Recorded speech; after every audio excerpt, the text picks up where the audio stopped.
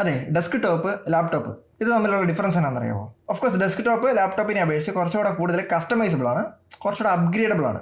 ലാപ്ടോപ്പിൽ അതിൻ്റെ റാം, SSD ഈ രണ്ട് കോമ്പണൻസിലോട് മാത്രമായിട്ട് അതിൻ്റെ അപ്ഗ്രേഡബിലിറ്റീനെ റെസ്ട്രിക്ട് ചെയ്തേക്കുമ്പോൾ ഡെസ്ക് ടോപ്പിൽ അതിൻ്റെ കോമ്പാറ്റബിലിറ്റി കൊള്ളുന്നുണ്ട്. ഓൾമോസ്റ്റ് എല്ലാ കോമ്പണൻസും നമുക്ക് അപ്ഗ്രേഡ് ചെയ്യാനും കസ്റ്റമൈസ് ചെയ്യാനും പറ്റും. ആപ്പിളിൻ്റെ കേസ് വേറെ, അതിനെ പിന്നെ ഈ കൂട്ടത്തിൽ പെടുത്താനേ പറ്റത്തില്ല.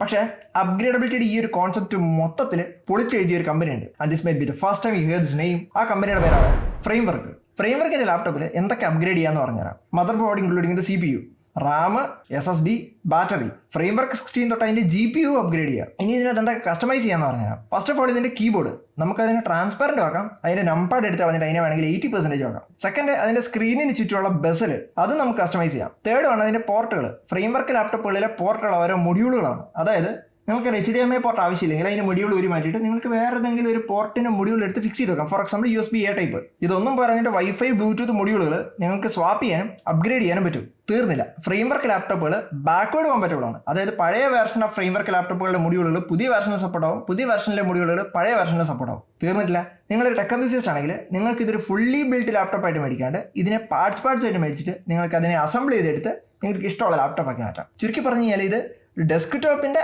ലാപ്ടോപ്പ് വെർഷനാണ്. ഇതൊക്കെയാണ് മഹാത്മാഗാന്ധി സ്വപ്നം കണ്ട ലാപ്ടോപ്പ്. അൺഫോർച്ചുനേറ്റ്ലി ഇത് ഇന്ത്യയിലില്ല കേട്ടോ. ഇങ്ങനത്തെ നല്ല സാധനം ഇന്ത്യ വരത്തില്ല.